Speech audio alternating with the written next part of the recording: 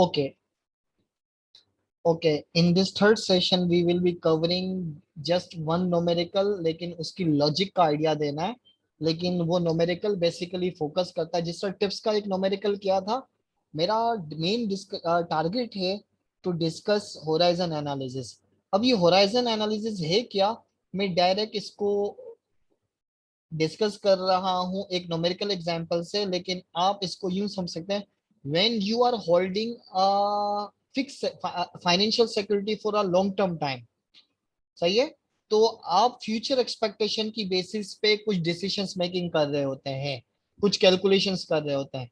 तो उन कैलकुलेशंस को हम यहाँ पर होराइजन एनालिसिस में डिस्कस करेंगे, यानी as of now till 10 year जो भी सिचुएशन होगी, यानी बीच में अगर लेट से 4 ईयर पे कुछ होता है, 8 ईयर पे कुछ होता है, तो उसकी वजह से क्या क्या इम्पैक्ट आएगा, उन तमाम इम्पैक्ट्स को हम कवर कर रहे होंगे।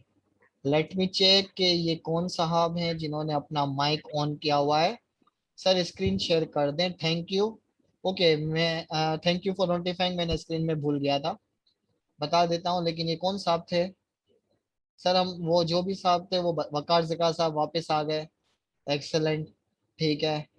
और साथ साथ एक और साहब भी आ चुके हैं, उनको भी डिस्क ले लेते हैं, नहीं आए।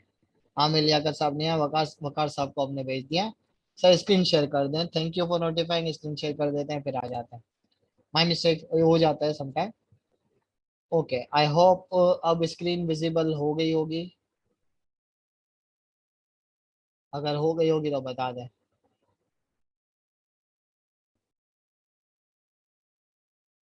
चैट में लिख दीजिएगा सर। यस सर, ओके चले। अच्छा, मुझे आज के सेशन के अंदर होराइजन एनालिसिस डिस्कस करना है, और आई थिंक रिकॉर्डिंग भी कंटिन्यू है। यस, रिकॉर्डिंग चल रही है।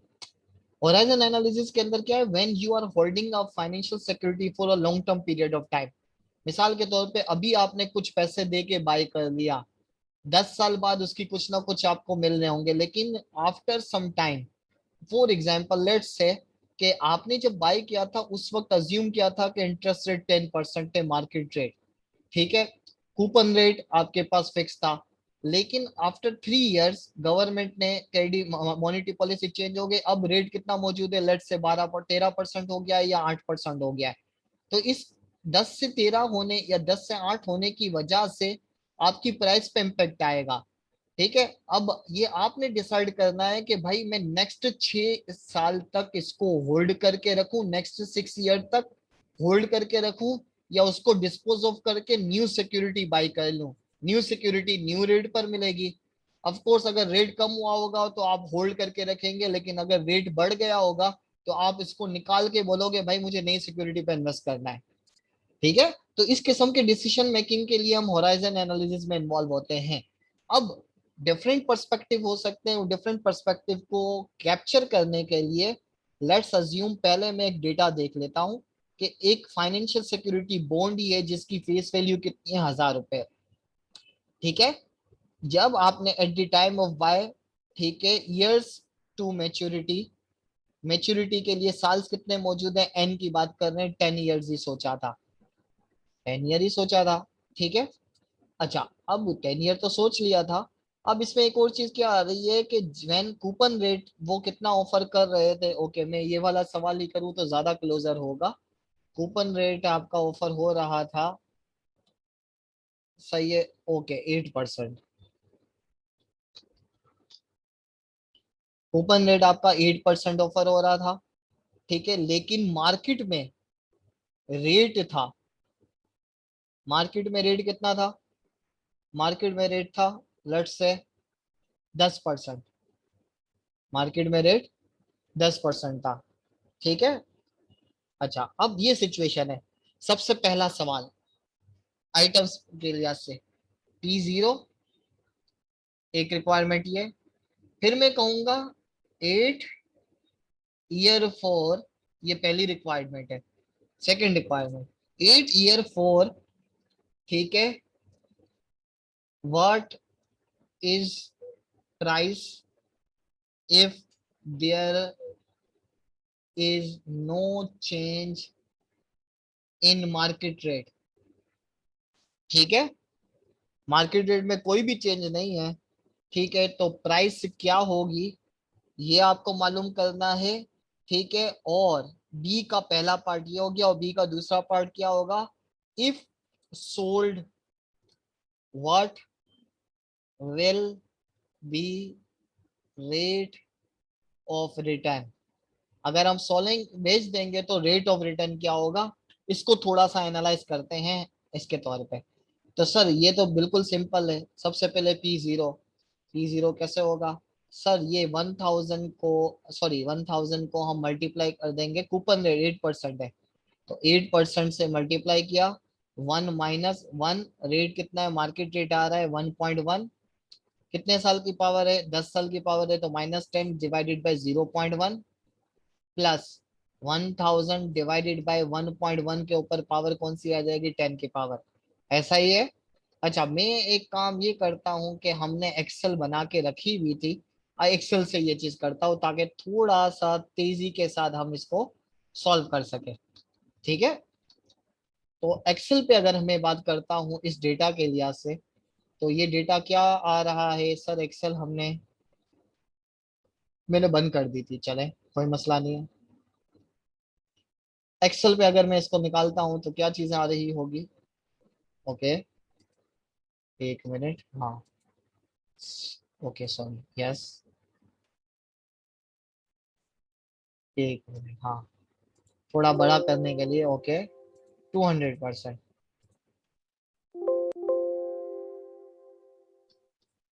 कुछ हो रहा है, क्या हो रहा है, ओके, एक मिनट, कुछ इश्यू है, उस इश्यू को सॉल्व करते हैं, okay, want to keep your notation discard, okay, oh okay, my mistake, क्या कर दिया मैंने, चलें सवाल वापस करते हैं। पावर, मैंने एक्सेल को पावर पॉइंट से मिक्स कर दिया। ओके, सवाल हमारे पास डेटा में एक्सेल के तौर पे लिख देता हूँ, फेस वैल्यू 1000 है, सही है, कूपन अमाउंट 80 है, 8% है, 80 के तौर पे डायरेक्ट लिख दिया, ठीक है, मैच्योरिटी 10 ईयर्स है, और मार्केट का रेट है आपके पास इस वक्त 10%। सबसे पहले P0 मालूम करें, ठीक है, P4 मालूम करें, इफ नो चेंज, ये पहली रिक्वायर्ड है, ये दूसरी रिक्वायर्ड है, no change in market rate, market में जो रेट है उसमें कोई चेंज नहीं आ रहा, यानी मॉनेटरी पॉलिसी के अंदर कोई चेंज नहीं आया, ठीक है, और rate of return if no change, no change वाले में रेट ऑफ रिटर्न मालूम करना है। तो इसके लिए फार्मूला, अब अगर सबसे पहले P0 मालूम करने के लिए हमें क्या करना होगा, P0 मालूम करने के लिए सर ये 1000, सॉरी 80 को 1 ब्रैकेट ओपन किया, 1 - 1 + 1 के ऊपर -n की पावर डिवाइडेड बाई 0.1, ठीक है, यही सिचुएशन हम करेंगे, और इसमें प्लस कर देंगे 1000 divided by 1.1 raised to the power n, यहाँ पर भी क्या आ जाएगा सर, 10 की पावर माइनस में आ जाएगी, और यहाँ पर भी पावर 10 की आ जाएगी। अच्छा, ये चीज में मैनुअली सॉल्व करने के बजाय अगर कोई साथ साथ मैनुअली आंसर दे सकता है चैट के अंदर तो एक्सेलेंट, नहीं दे सकता तो हम इसको एक्सेल पे देख लेते हैं। मुझसे एक्सेल में एक छोटी सी गड़बड़ हो गई थी, उस चीज को मैं कर लेता हूँ। एक्सेल, ये मेरे पास एक्सेल आ गया, और इसको हम एक्सेल पे सॉल्व कर लेते हैं, ठीक है। एक्सेल पे सॉल्व करने के लिए सिंपली मुझे यहाँ पे क्या करना है, वैल्यूज वगैरह यहाँ पे डालनी है, तो यस, ये यहाँ पे वैल्यूज हैं, और इसको मैं एक्सेल के लिहाज से देख लेता हूँ, ओके, यस यार, तो सर ये क्या हो जाएगा, ओके, एक मिनट, हाँ सर, इसके लिहाज से अगर हम देखते हैं तो सिचुएशन, सर यहाँ पर आ जाएगा फेस वैल्यू है, सर ये थोड़ा सा छोटा है, छोटे वाली बात को मैं देख लेता हूँ, ओके, फेस वैल्यू 1000, सही है, कूपन अमाउंट मैं डायरेक्टली दे देता हूँ 80, फीड कर दिया, ठीक है। अच्छा, फिर इसके बाद मार्केट रेट आपके पास 10% मौजूद है, और ईयर्स, नंबर ऑफ ईयर्स 10 है, ठीक है। अच्छा, ये मैं इसलिए कर रहा हूँ ताकि मुझे आगे की कैलकुलेशंस में मसला ना हो जो चेंजेस आए। अच्छा, प्राइस जीरो के लिहाज से अगर हम बात करते हैं मार्केट रेट किसके तौर पे, तो प्राइस क्या आएगी, पी जीरो। सही है। जीरो की अगर हम बात करते हैं तो equal to PV, bracket open किया, रेट मार्केट रेट आ गया, नंबर ऑफ पीरियड 10 ईयर्स आ गए, पीएमटी 80 है, ठीक है, और फ्यूचर वैल्यू आपके पास कितनी मौजूद है, 1000। ये इंटर करते हैं तो इसका मतलब 877 रुपए इसकी वैल्यू आ रही है। ठीक है, इसका मतलब bond will be priced eight, कितने, नाउ, हाँ, will be price now at, क्या आया था सर, 877, 877.11। आई होप इसमें किसी को मसला नहीं होगा। गुड, किसी ने अगर चैट पे कैलकुलेट करके रखा है, एक्सेलेंट, गुड, नैनो में नब्या, एक्सेलेंट। अच्छा, अब मैं यहाँ पे कह रहा हूँ P4। P4 में कह क्या रहा हूँ मैं, टाइमलाइन बना देता हूँ। टाइमलाइन बनाने का मकसद क्या है, ठीक है, 1 2 3 4 5 6 7 8 7, सर 7, यस, पार्टिसिपेंट का होना 7 8 9, ठीक है, 9 और 10, ठीक है। अच्छा, अब अगर हम यहाँ पे कैलकुलेशंस वाइज अगर देखते हैं, ये मैंने क्यों लिखा है अभी आ जाएगा। इसका मतलब हर साल 80 80 80 का बॉन्ड मिला, कूपन अमाउंट मिली, ऐसा ही है, कूपन अमाउंट इंटरेस्ट मिला, और इसके बाद ये, लेकिन इसके लिए आप अभी कितने पे कर रहे हैं, 877.1, ये आपका P0 है। अब मेरा आपसे सवाल क्या था, 4 साल के बाद इफ रेट, केडी रेट कितना 10% है, और हम ये अज्यूम कर रहे हैं कि एट दिस पॉइंट, अब मैं P4 की बात कर रहा हूँ, P4 at this point, again KD कितना है, 10% है, ठीक है, फेस वैल्यू कितनी है, वही 1000 है, कूपन अमाउंट वही है, कितनी अमाउंट है सर, 80 ही है, लेकिन अब नंबर ऑफ ईयर्स कितने बाकी हैं, देखा जाए तो 4 साल तक आपको ये कलेक्ट हो चुका है। यानी अगर मैं आपसे ये पूछता कि भाई 4 साल में आपका रिटर्न कितना हुआ है, 4 ईयर का रिटर्न, टोटल रिटर्न, तो आप क्या बोलते हैं भाई, 877.11 आपने लगाए थे, लेकिन इस पे मिले 80, मिले 80, मिले 80, मिले 80, मिले। और अगर मैं आपको ये बोलूं भाई 4 साल बाद की उसकी जो वैल्यू है वो भी आपको मिलेगी नहीं मिलेगी, अगर आप 4 साल के बाद सेल करते हैं तो मैं यहाँ पे अब क्या कह रहा हूँ, मैं आपसे ये कह रहा हूँ कि 4 साल के बाद इस बॉन्ड को अगर कोई भी खरीदेगा तो कितने में खरीदेगा, कितने में खरीदेगा। तो मेरा आपसे सवाल, क्या यहाँ पर जब नंबर ऑफ ईयर्स हम डालेंगे एक्सेल में, ठीक है, नंबर ऑफ ईयर्स जब हम एक्सेल में डालेंगे, तो क्या स्टिल ये 10 होना चाहिए। अब मुझे ये चेक करना है कि ये 10 होना चाहिए नहीं होना चाहिए, तनम, रबिया या दूसरे कोई और, ठीक है। यानी जब मैं इसकी वैल्यू निकालूंगा तो प्राइस P4 मालूम करनी है। P4 मालूम करने के लिए 80 को 1 - 1.1 -0.1 प्लस 1000 डिवाइडेड बाय 1.1। मेरा आपसे सवाल, यहाँ पर 10 आएगा, यहाँ पर 10 आएगा या नहीं आएगा, क्या आएगा अगर आएगा तो, बात समझ में नहीं आ रही। 6, हाँ यही है 6, यही कह रहा हूँ। नो सर 6 आएगा, 10 नहीं आएगा, 6 आएगा। आई होप इसका मतलब इसकी लॉजिक आपको क्लियर है। तो इसका मतलब ये हुआ कि P4 की प्राइस कितनी आ गई, ये, ठीक है। अब अगर मैं P4 निकालूंगा तो एक्सेल पे मुझे क्या करना चाहिए सर, सिंपली यहाँ पर मैं कर दूंगा 6। तो अब इसका मतलब P4 कितना हो गया सर, अब हमारा P4 हो गया, P4 इज इक्वल टू 912.89, ऐसा ही है ना, ठीक है। अच्छा, और P4 तो आपका ये हो गया। अच्छा, अब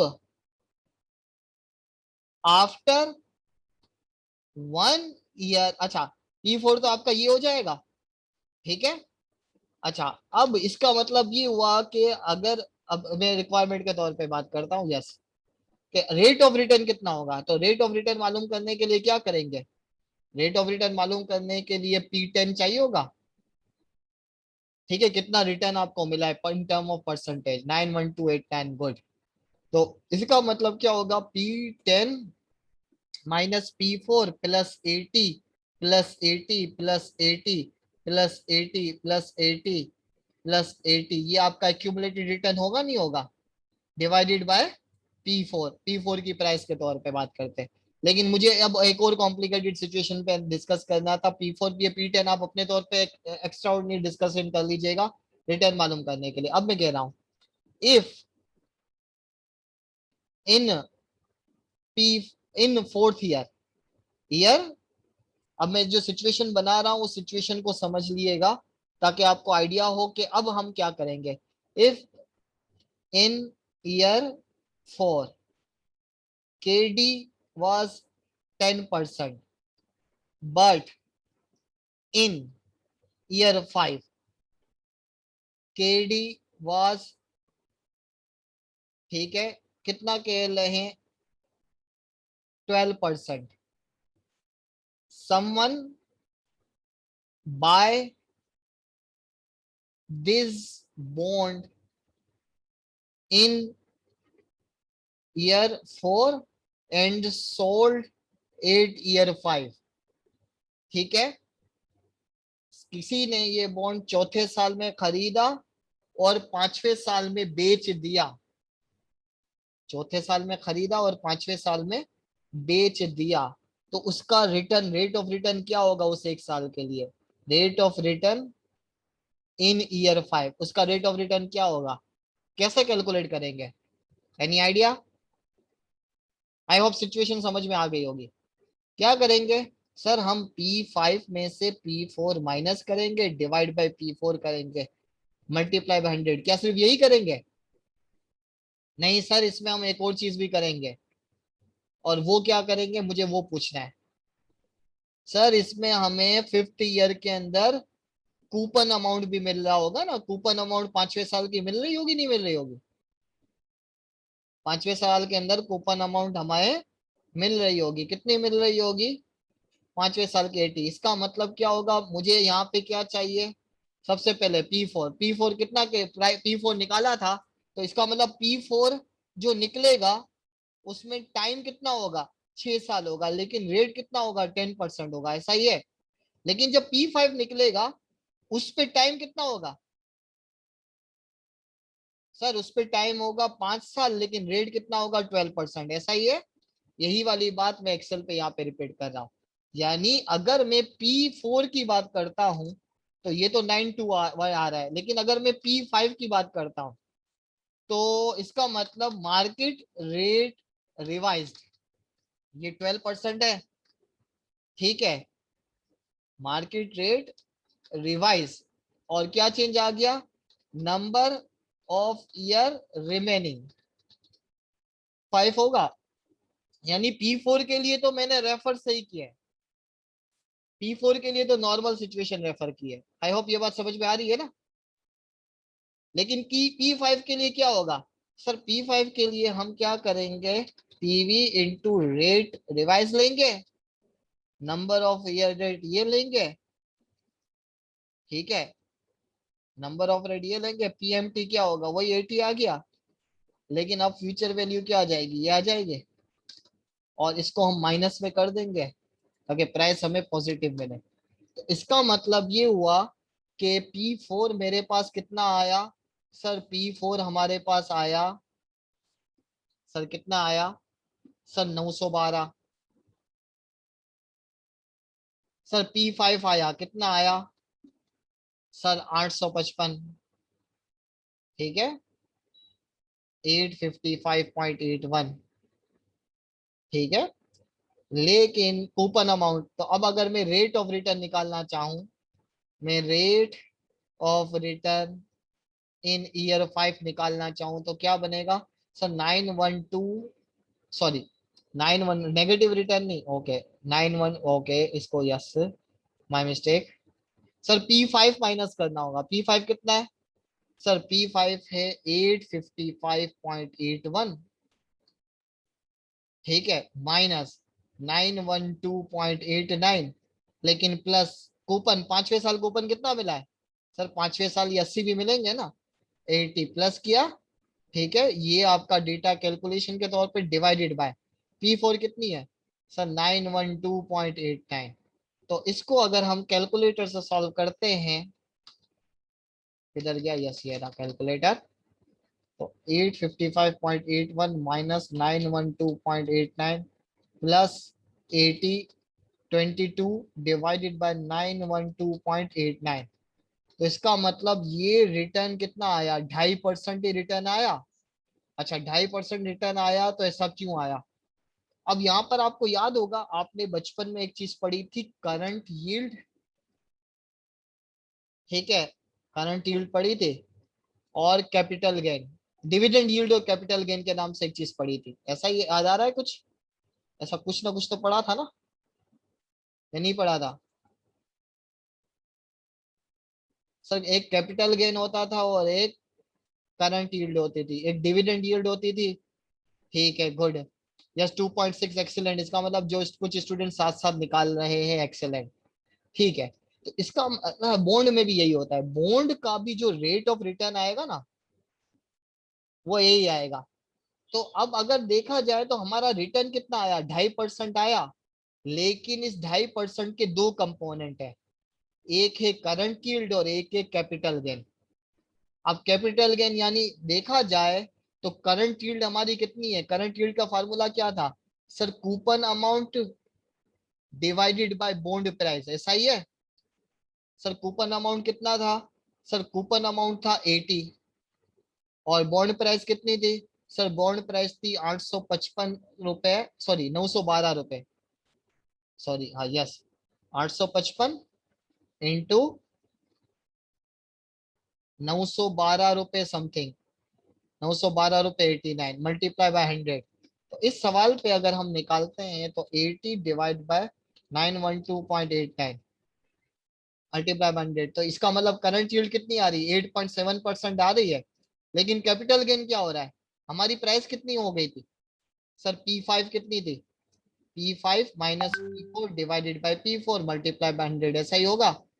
तो सर ये हो गई थी 855.81 minus 912.89 divided by 855.81, sorry 912, by mistake 912, ठीक है।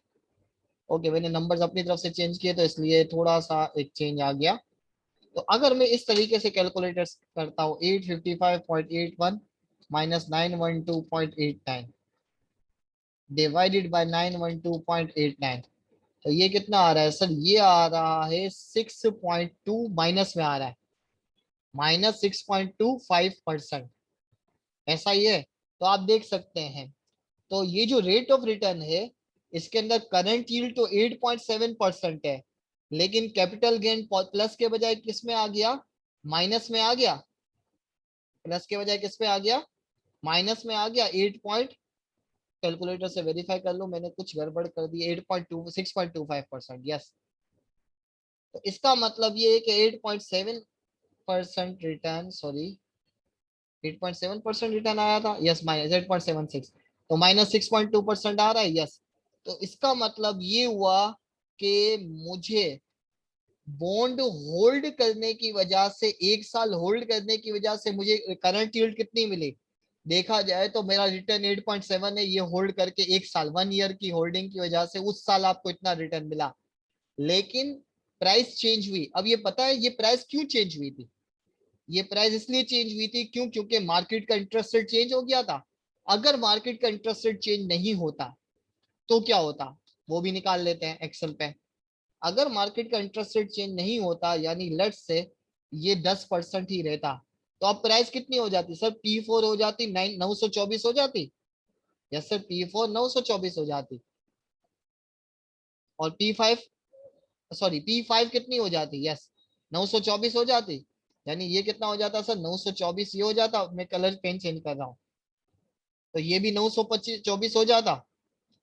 तो यहाँ पर अगर हम यही निकालते तो कैसे निकालते सर? 80/924 मल्टीप्लाई बाय 100, ये हमारा करंट यील्ड आ जाता, और 924.900 माइनस कर देते 912.89 डिवाइडेड बाय 924 मल्टीप्लाई बाय 100, ये आपका क्या आ जाता? Capital gain.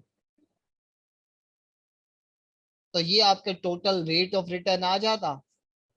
तो यहाँ पे इस सवाल के लिहाज से अगर हम कैलकुलेशंस करते हैं तो क्या सिचुएशन बनी सर? 80 डिवाइडेड बाय 924, सर ये करंट यील्ड वही दे रहा है 88.65%, ऐसा ही दे रहा है ना 8.65%।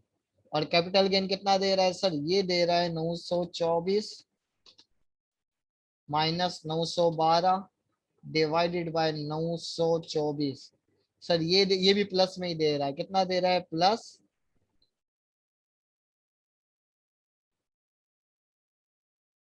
1 मिनट, 1.29, 1.29% ये आपको दे रहा है 30 के अप्रोक्सीमेशन। तो वो देखा जाए 10% रिटर्न ही अप्रोक्स बनेगा, और ये 10% रिटर्न वही है जो आपका बेसिकली क्या है? कूप मार्केट रेट है। ये 10% वही है आपका क्या है? मार्केट रेट है। क्यों? क्योंकि अगर मार्केट में इंटरेस्ट रेट चेंज नहीं होता तो जो मार्केट का रिटर्न है वही आपको होल्ड करने पर 1 साल पे ये मिल रहा होगा। सही है। करंट गेन यस 1.2%, एक्सीलेंट, ठीक है। तो ये अप्रोक्सीमेशन पर्पस ये है कि जो भी आपका रेट ऑफ रिटर्न होता है, होराइजन एनालिसिस की थ्योरी पे मैं वापस आ जाता हूँ।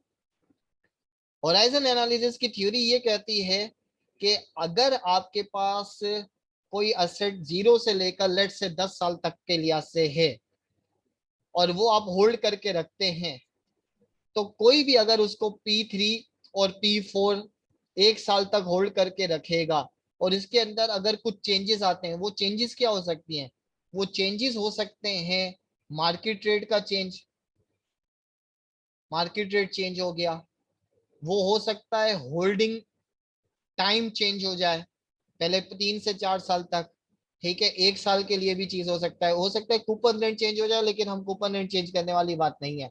तो आपका जो भी टोटल होल्डिंग पीरियड का रिटर्न होगा, होल्डिंग पीरियड का रिटर्न होगा, उसमें एक वजह क्या होगी? एक वजह होगी कि मार्केट रेट चेंज हुआ है या नहीं हुआ, और दूसरा क्या होगी? करंट यील्ड, उस साल का ऑप्शन। तो वो क्लासिफिकेशन आपको मालूम होनी चाहिए। तो मुझे एक होराइजन एनालिसिस के अंदर एक बेसिक छोटा सा न्यूमेरिकल डिस्कस करना था, लेकिन जैसे 3 4 5 6 स्टूडेंट्स ने आइडिया आइडेंटिफाई कर लिया था कि अगर P4 या P5 या P6 पर प्राइस निकालनी होती है तो एन चेंज होता है, और accordingly P6 minus P5 divided by P5 multiply by 100 में आप coupon amount of 6 divided by P5 multiply by 100 करके रेट ऑफ रिटर्न निकालना चाहें तो निकाल सकते हैं।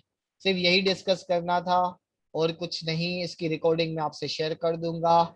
प्रैक्टिस क्वेश्चंस के लिए मुझे अभी स्टिल डिपार्टमेंट की तरफ से अंदाजा हो जाए कि फाइनल एग्जाम आपका किस तरीके से होगा, उस हिसाब से मैं आपके बाकी फाइनल 50 मार्क्स डिसाइड करूंगा। बाकी आज की क्लास की समरी भी आपको लेक्चर नोट्स पे साथ साथ बनानी चाहिए आइडियली।